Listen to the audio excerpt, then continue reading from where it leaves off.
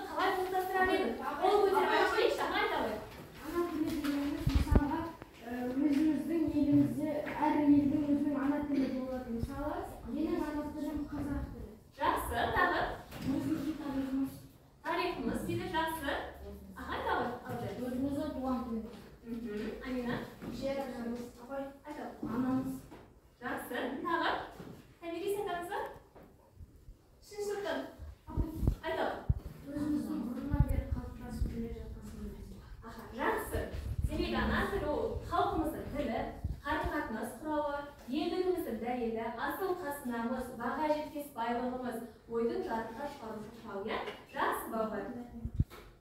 Ендеше, ең алдымен біз Расул Ғамзатовтың өмірбаянын таныссақ, кітабымызда шайып. Қазір 4 топқа 4 түрлі тапсырма. Бірінші топ Расул Ғамзатов қай жылы, қай жерде дүниеге келген, әкесі кім, алғашқы өлең кітабы қай жылы жарық көрді, кімдердің шығармаларын аударған, сол туралы постер жасаймыз.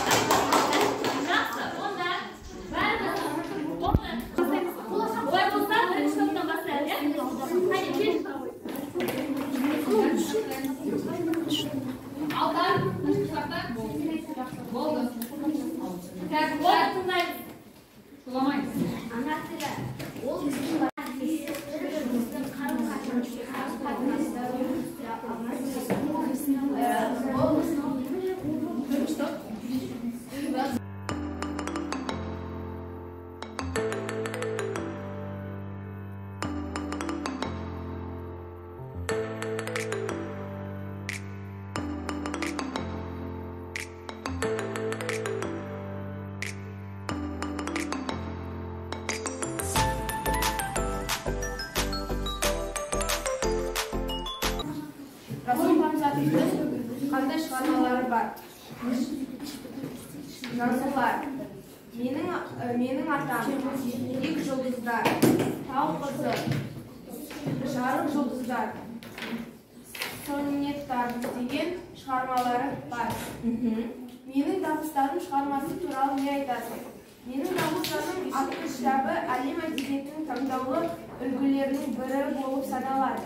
Менің дауыстарым өмірбаяндық прозалық шығармасында Расул Ғамзатов әрі қаламгер, әрі негізгі қаһарман болып суреттеле отырып, өз халқының дәстүрі мен жолы, адамзаттық құндылықтарды, тіл мен ұлт тағдырын көтерген. Жақсы. Демек шығармасында басты кейіпкер өзі, жазушысы өзі. Жақсы, жарайсыздар, отыра қойыңыздар. Келесі, үшінші топ. Тез айтамын. Мәскеуде әдебиет институтында ақынмен танысады. Мәскеуде ол Гербеновпен танысады. Ақыны басқа тілге аударған және әні шыққан өлеңдері. Тырналар өлеңін орыс тілге аударған. Өте жақсы. Отыра қойыңыздар. Келесі төртінші топ.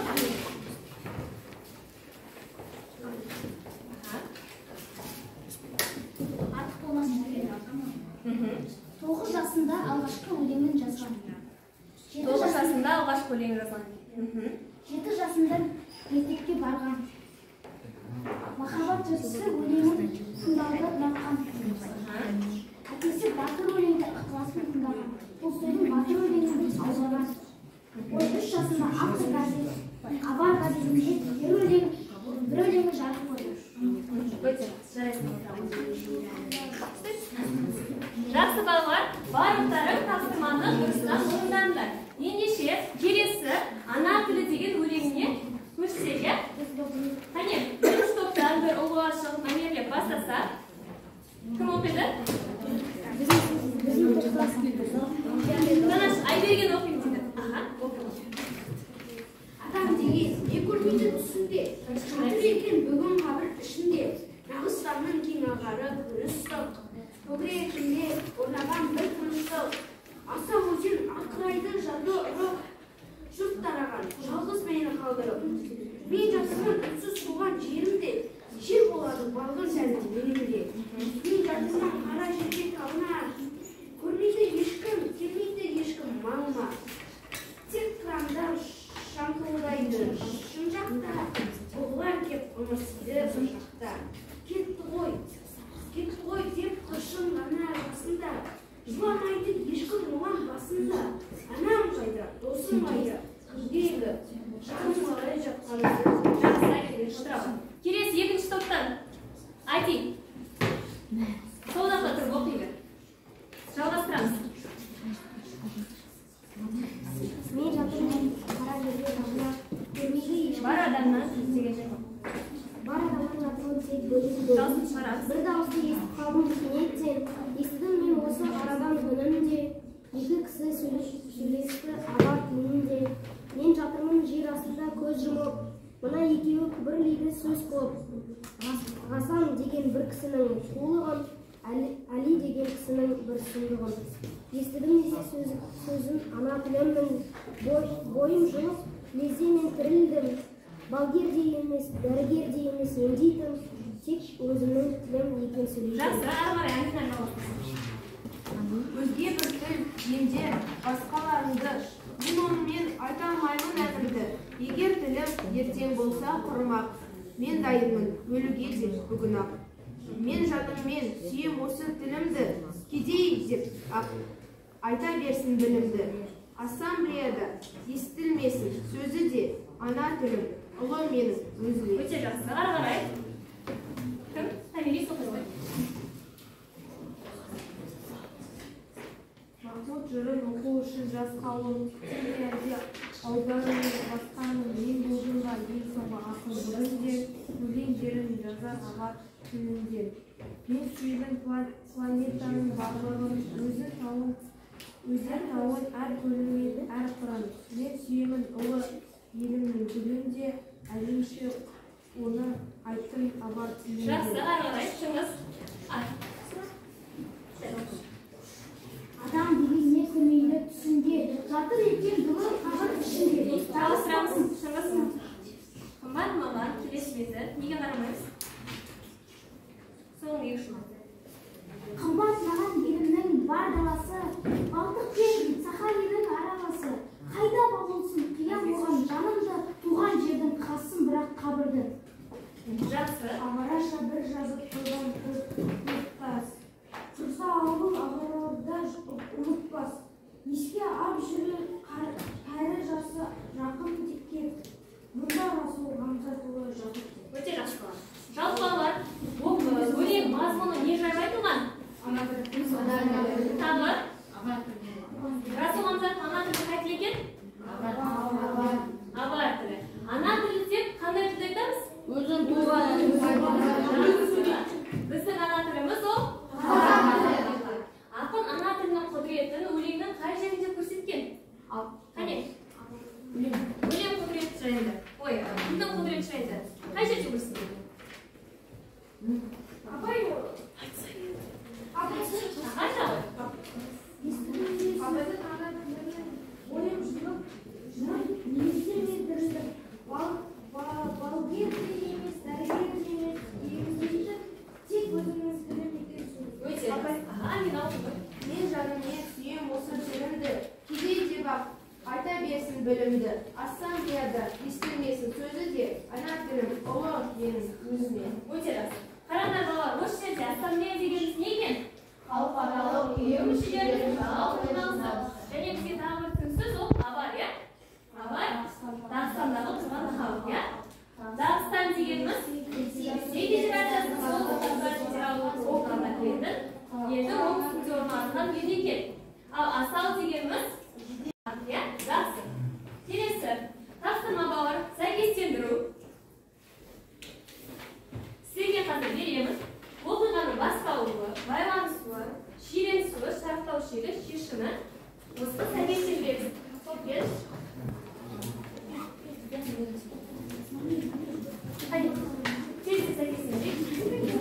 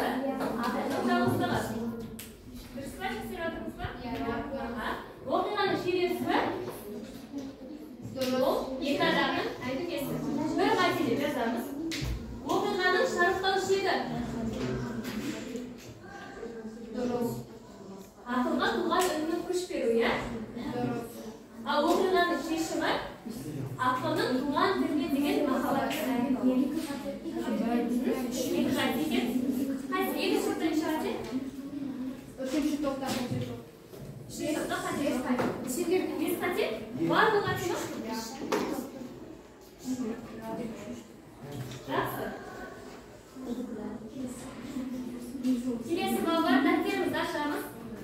Жазу жұмысы.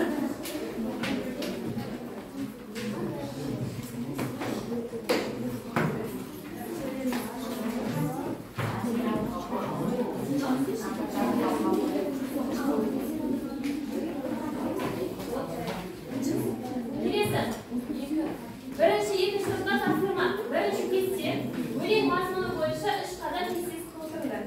Дәптерге орындаймыз.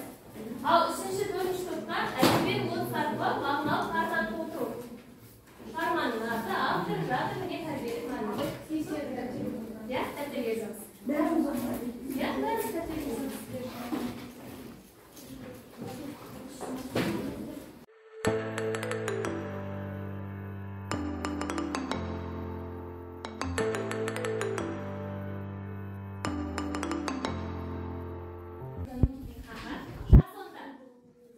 Бірінші тапсырма бойынша кім оқығысы келеді? Аха, оқи ғой. Өлімде көтерілген мәселені анықтаңыз. Ана тілі. Автордың бұл мәселені көтеру себебі қазіргі заманда көп адамдар өз тілдерін ұмытып, басқа елге барып, басқа тілді үйренуде. Менің ойымша, әркім өз тілін жатқа білуі тиіс. Ана тіліміз ол қазынадан да артық. Қазіргі таңда бұл мәселелер өзекті. Себебі заманда көп жастар өз тілдеріне құрмет көрсетпейді. Өте жақсы. Қол қояр, иә? Тағы кімдер? Онда екінші кесте. Тәмелесін тобы. Шығыс оқы ғой. Шығарманың аты «Ана тілі». Авторы Расул Хамза. Жанры өлең. Тәрбиелік мәні туған тілге махаббатқа, сүйіспеншілікке үйрету. Жақсы. Тағы кім оқиды? Оқиға Тәмелес. Шығарманың аты «Ана тілі», авторы Расул Хамза. Жанры өлең. Тәрбиелік мәні. Тәрбиелік мәні ана тілі. Ана тілі құрметтеу. Иә, жақсы. Бірінші топтан кім оқимыз? Оқимыз. Иә, бәріміз.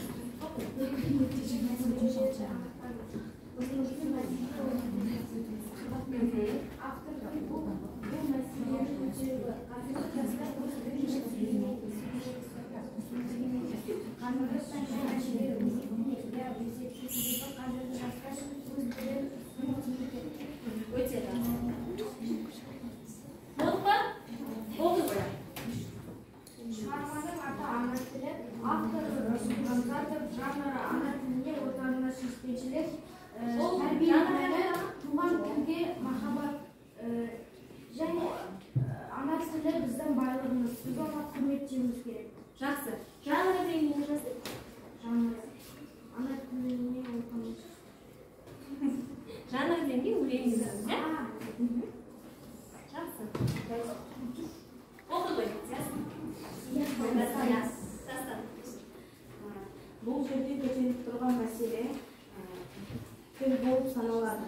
Екіншісі, автор бұл мәселені неге көтеруде? Қазіргі жастар өз тілін ұмытып, басқа тілді үйреніп, өз тілін үйренбегендіктен олар өз тілін ұмытып, өз елінің тарихын ұмытуда. Қазіргі таңда бұл мәселе өзекті. Қазіргі жастар өз тілінен сөйлемей басқа тілде сөйлеп жүр. Басқа елде өмір сүріп, өз елдің адам, сол елдің адамы болып өзгеріп жатыр. Жақсы. Балалар, біздің қоғамда келсе ма, өзінің тілінде сөйлемей, басқа тілде сөйлейтін жастар? Иә. Ондай жастарға не деп айтар едіңіздер? Апай. Айта ғой.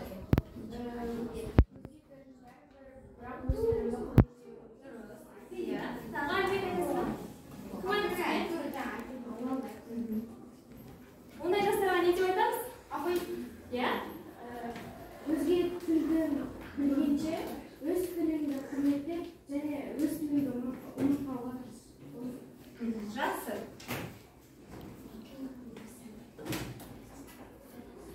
Апай дегеніңізді айтамын. Айта қойыңыз. Сен өзге тілді ғана емес, өз тіліңді де әрдайым түсіріп жүргенсің. Себебі ол тіл үшін қанша сенің ата-бабаларың күресті. Ана тілін сенің туған тілің болып саналады. Жақсы балалар. Келесі тапсырма бізде символы ұяшық. Мына ұяшықтан таңдаймыз. Әр ұяшықтың ішінде бір сұрақ жазылған. Ол автор өмірі туралы болсын, өлең мазмұнына болсын, білмейміз. Кім таңдағысы келеді? Бірінші сұрақ айтылген 12 дейді. Егер тілім ертең болса құрмақ, мен дайынмын, өлуге сен ойнап деген өлең жолдары арқылы ақын не айтқысы келді? Орнына жарайды.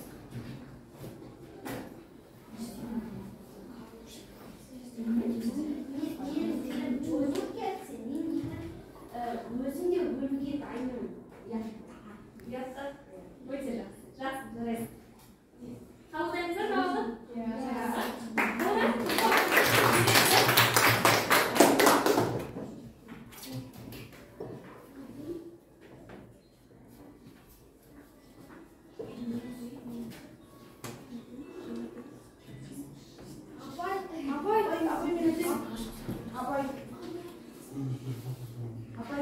Иә?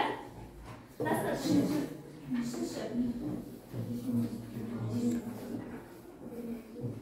Расул Хамзатовтың ана тілі? Ава тілі. Жарайсың. Келесі кім таңдағысы келеді? Таңда ғой. Төртінші. Ассамблея дегеніміз не? Ассамблея дегеніміз ол мысалға бір Кім көмектеседі?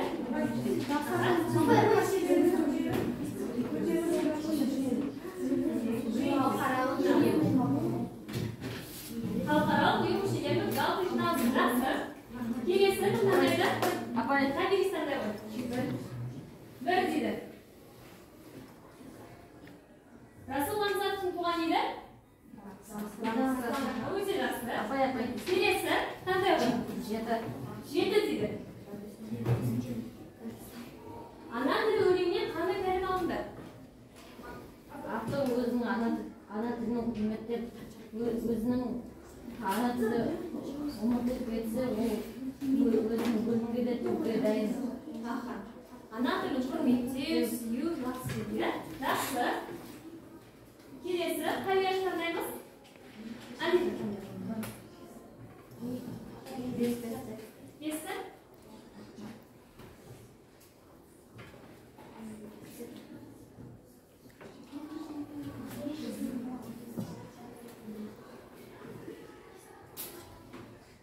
Бесінші ұяшық. Расул Хамзатовтың алғашқы өлеңдер жинағы қашан басылып шықты?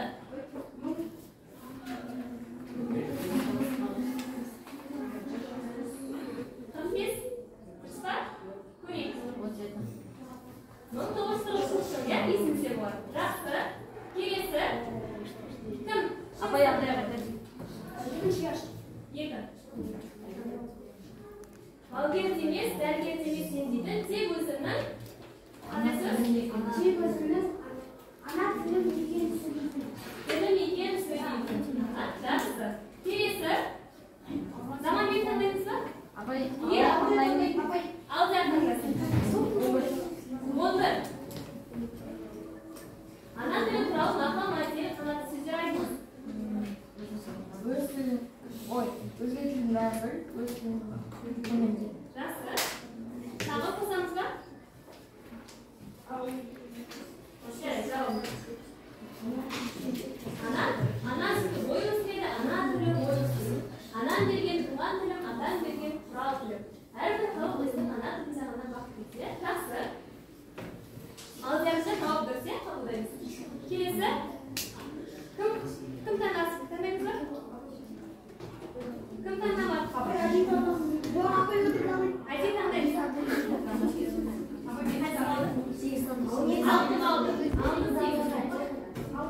Алды. Хамзаттың өмірбаяндық прозалық шығармасы. Жаңа өмірбаяндың тақырыбында болды.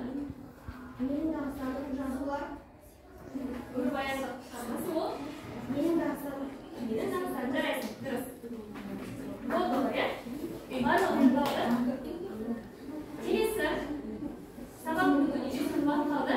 Кері байланысты бір ауыз сөз айтса арқылы бүгінгі сабақта не үйрендіңдер, не ұнады?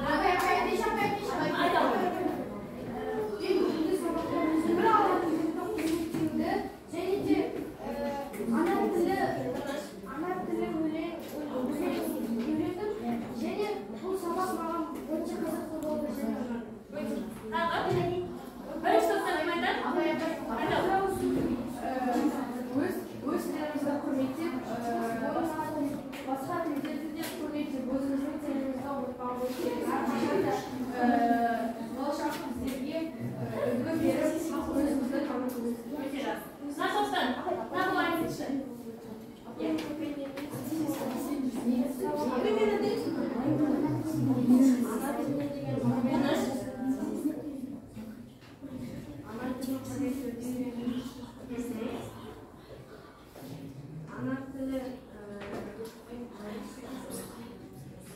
Ана тілі біздің баяғымыз. Жақсы, отырамын. Мен бүгін сабақта ана тіліне деген махаббатты, сүйіспеншілікті нығайттым. Енді мен ана тілімді әрдайым құрметтеп жүремін. Өте жақсы. Дастан. Бұл тақырыпта біз өзіміз өз тілімді ұмытпауым керек екен. Сен қанша тіл білсең, өз тілің саған жақын екен. Сен тіл болмаса сенсің. Тіл болмаса елде болмайды. Сондықтан өз тіліңді біліп, ұрпақтан ұрпаққа жеткізуің керексің. Жақсы.